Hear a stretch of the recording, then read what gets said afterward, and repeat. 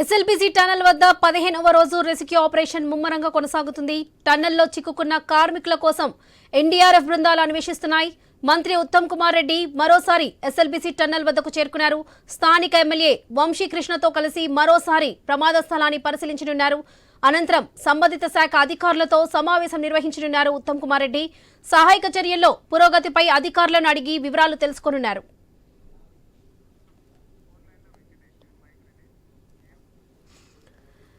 SLBC tunnel వద్ద 15వ రోజు రెస్క్యూ ఆపరేషన్ ముమ్మరంగా కొనసాగుతుంది. టన్నెల్లో చిక్కుకున్న కార్మికుల కోసం ఎన్డీఆర్ఎఫ్ బృందాలు అన్వేషిస్తున్నాయి. మంత్రి ఉత్తమ్ కుమార్ రెడ్డి మరోసారి ఎస్ఎల్బీసీ టన్నెల్ వద్దకు చేరుకున్నారు. ఇదే విషయానికి సంబంధించి మరిన్ని అప్డేట్స్ మా ప్రతినిధి వెంకటేష్ అందిస్తారు. వెంకటేష్,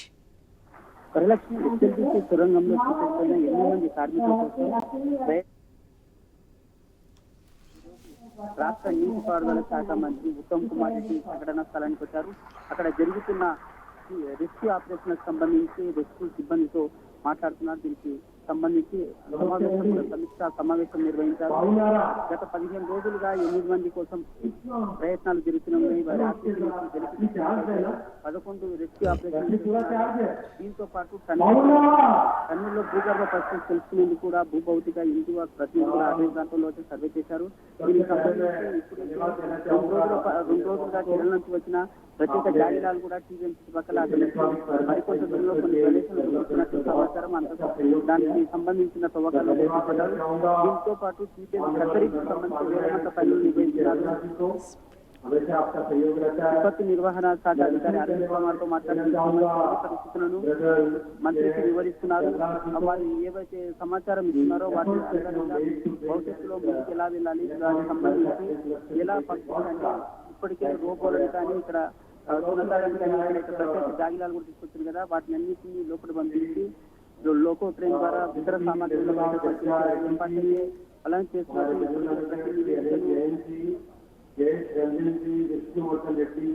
మంత్రికి వివరిస్తున్నారు అక్కడ రెస్క్యూ టీము. దీంతో పాటు 2 రోజులుగా తమ ప్రయత్నాలకు సంబంధించి ఇప్పటికే లోపల ఎలాంటి ప్రాంతాలలో అక్కడ సంబంధించిన రోబోల నిపుణుల టీం కూడా ఉందని చెప్పవచ్చు. ఆ నిపుణుల టీం కూడా హైదరాబాద్ సంబంధించిన రోబోటిక్స్ అని ఐఐటి మద్రాస్ ప్రొఫెసర్ సమక్షంలో ఆ లోపలికి అన్వేషణ చేస్తున్నారు. ప్రతి అంశం పైన మంత్రి ఉత్తమ్ కుమార్ రెడ్డికి అయితే వివరిస్తున్నారు. వాళ్ళు నివేదికల ప్రకారము ఆయన భవిష్యత్తులో ఎలాంటి లోపలికి ఎలా వెళ్ళాలి, గల్లంతిన వారి ఆశలు ఎలా కనిపెట్టాలి అనే దానిపైన సుమారుగా గంట సేపు సమీక్ష నిర్వహించారు. ఆ సమీక్ష సమావేశంలో పలు అంశాలు కూడా మంత్రి సూచించిన మార్గదర్శకాలను అక్కడ రెస్క్యూ టీం కూడా పాటించి ముందుకు వెళ్ళాలని ఇప్పటికే